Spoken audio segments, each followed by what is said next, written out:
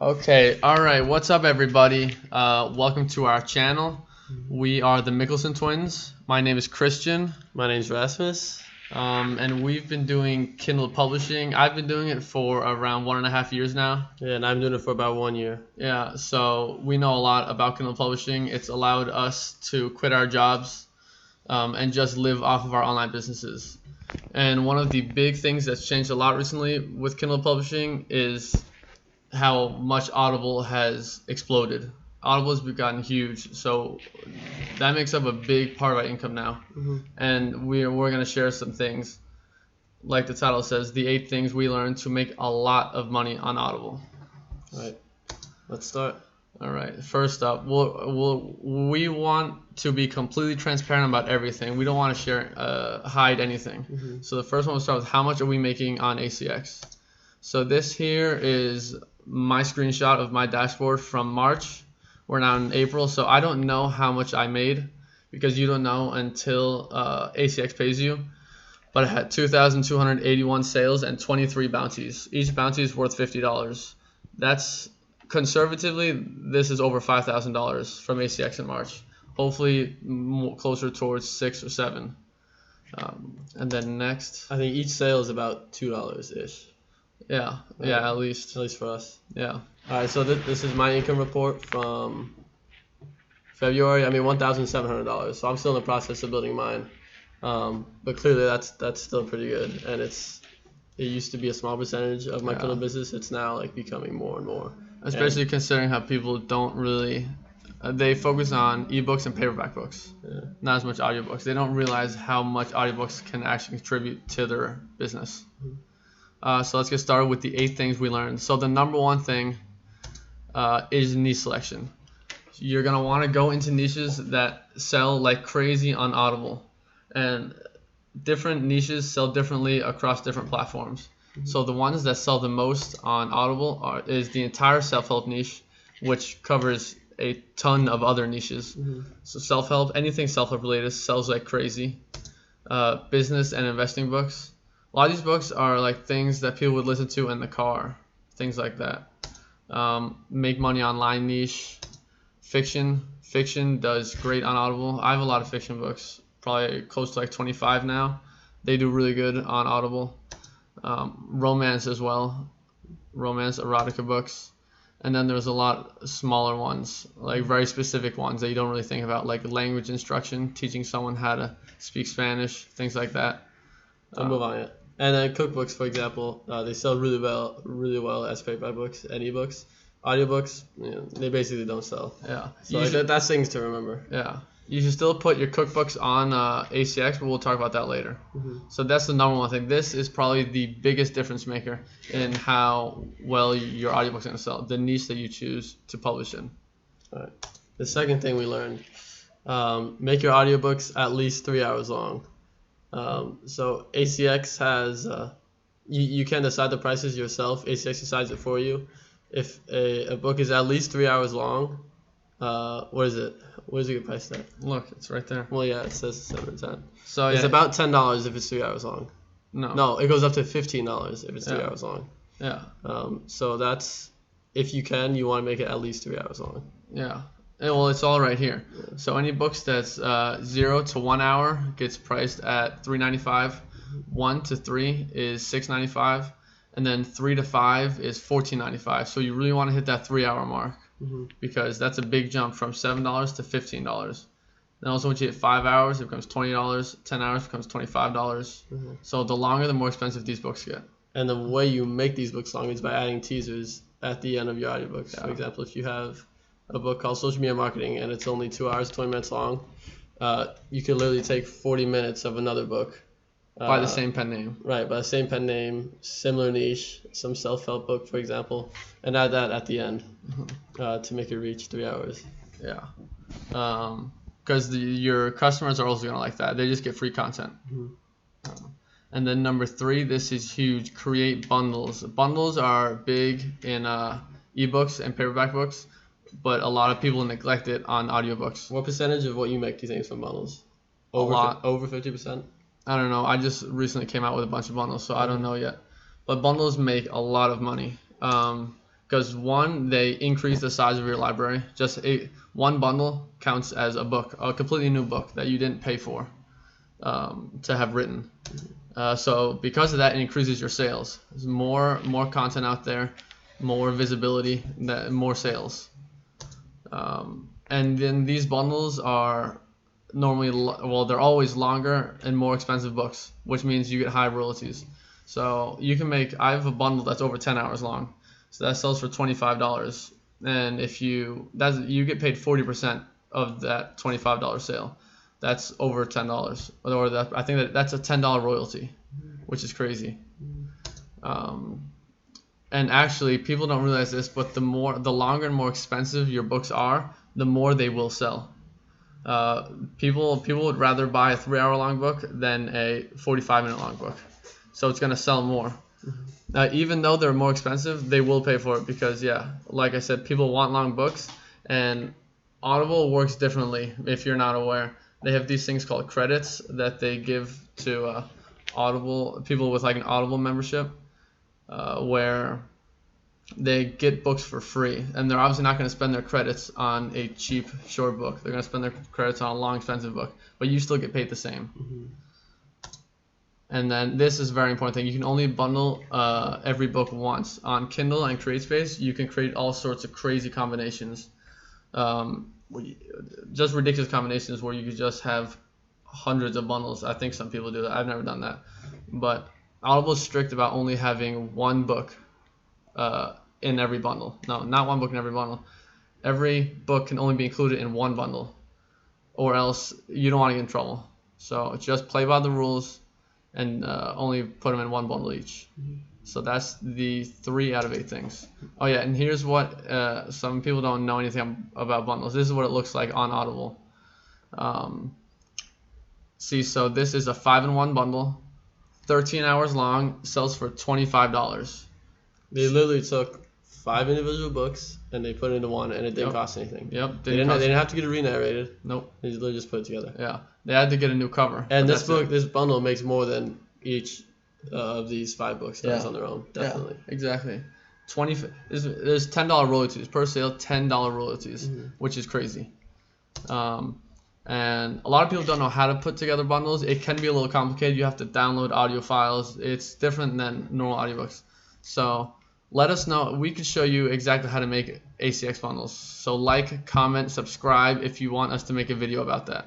We'll walk through the whole process. I remember when I started, it was confusing. I didn't start for a while because I didn't know what to do. But we could walk you through everything. All right, the fourth thing we learned: use the 50 complimentary ACX codes. A lot of people don't know this. We didn't know this for a long time. What? Click the thing. Oh shit. Well, I want to say beforehand. Don't move it. Now you moved it. Shit. I want to say beforehand.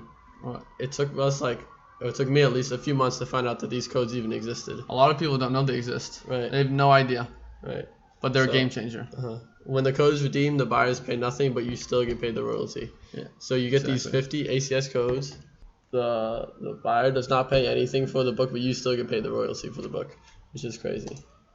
All right, here's how you get those codes. You send an email either to support@acx.com, or you call that number, and you literally just ask for them. Hi, I'd like to have my 50 complimentary ACS codes for my book called whatever, and they're going to give them to you. You don't have to do anything else. Well, you have to say it's 25 US codes and 25 UK codes. A lot of people think you can only get 25, but you can actually get 50 for the UK market.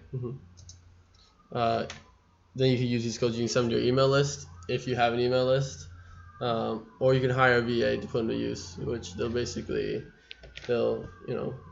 have people redeem the codes for you, right? So you'll get the royalties.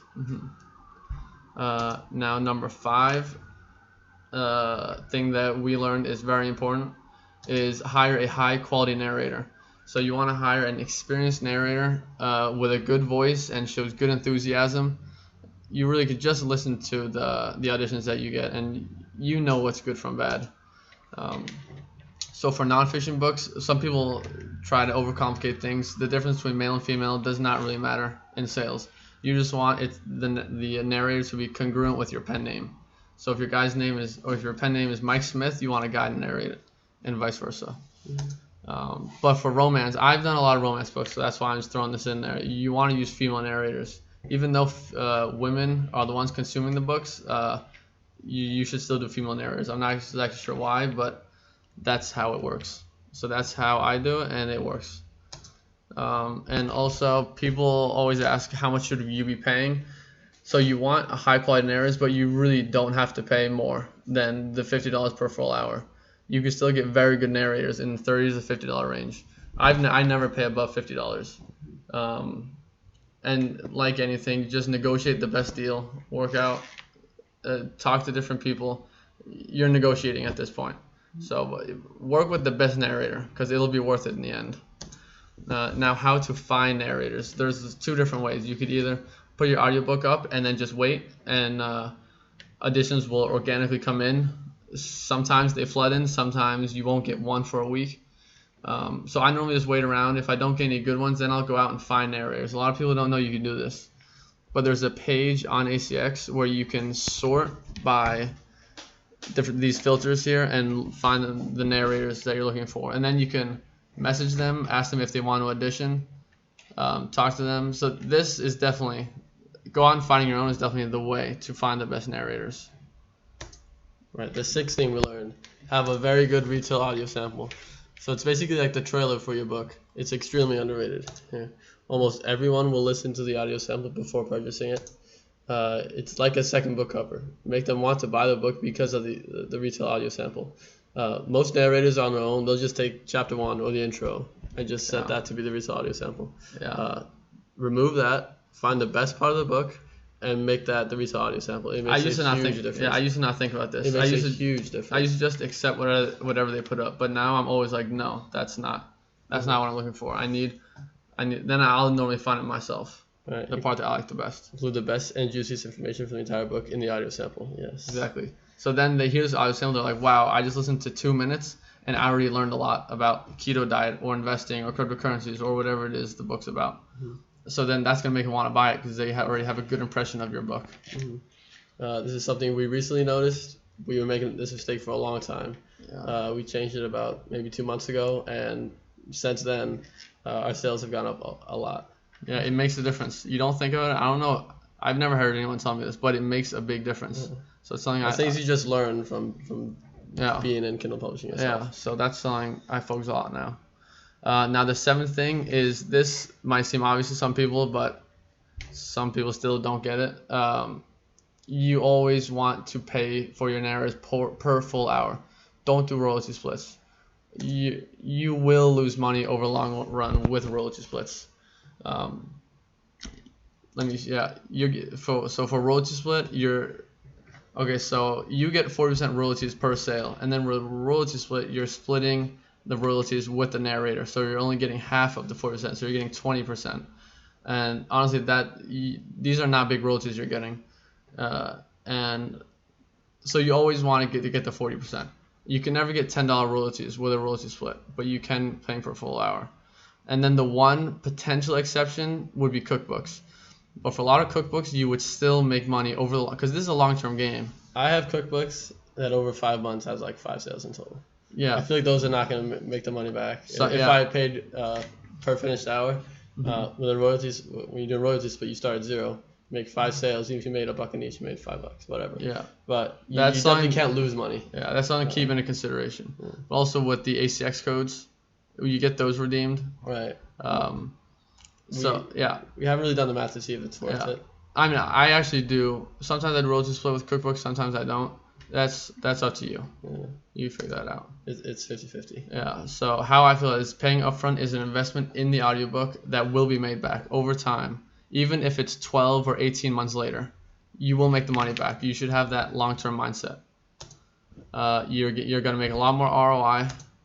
And here's another big one. Why I really don't want to do royalty splits is you can't create bundles. Bundles are a huge reason I've grown my ACX to over $5,000, $6,000, $7,000 a month. Yeah, considering that, you should probably just not do royalty splits even for cookbooks. Yeah. So pay for the per full hour for the cookbooks, and then make a cookbook bundle, and you'll make your money back. Mm-hmm. Number 8, get custom-made ACX covers. So ACX uses like a different format for You gotta run covers. clicky, man. Sorry, man. Most self-published books on Audible have stretch covers. Yeah, that's because the covers on ACX are squares. Most of mine are stretched. This is something I just changed recently. Your option: spend the extra $5 and be completely remade for the bundle. Well, no, for any audiobook. Watch that You want to video. make it 2400 by 2400. Watch video about that video. Yeah, we made a video about that. Well, I made a video about that. Right. Have your existing cover formatted to 2400 by 2400. Most cover designers, you can give them a book, tell them that you want it made into that size, and they'll rearrange the cover. They'll do their graphic design magic, right, and all that. Your clean and professional ACX cover will stand out among stretch covers. Correct. Yes, it will. So this is what we're talking about. An example. So this is what a stretch cover will look like. Normally this was like a rectangle, like an ebook, but then you just change the 2400 by 2400 and it stretches it out, and it does not look very good. Mm-hmm. I mean, it still works. This probably still does fine, but it would look better with a cover like this. Boom, look at that one. Yeah, exactly. It looks a lot more clean. Square, 2400 by 2400, not stretched out. Looks a lot better. And these are the small things that add up. Yeah, the cover is your ad for the book. Like, this is extremely important. Yeah, cover. Don't ever skimp on the cover. Yeah. All right. Well, I guess that's the 8 things. Hopefully that was helpful. Comment down below. Any questions you have, we'll answer all of them. We want as many comments as possible. Yes. We want engagement. Mm-hmm. We want to talk to you. What videos would you like to see from us in the future? We want to do Kindle stuff. We want to do travel stuff. Like, anything. Mm-hmm. And also, how'd you like the format of this video? We just put together this PowerPoint, did a little screen share thing. Hopefully that worked out well. And was this video helpful? That's the last thing. We think it was. I haven't seen anyone share this kind of information before on YouTube. So let us know what you think. Comment, like, subscribe. All right. Thank you. See ya.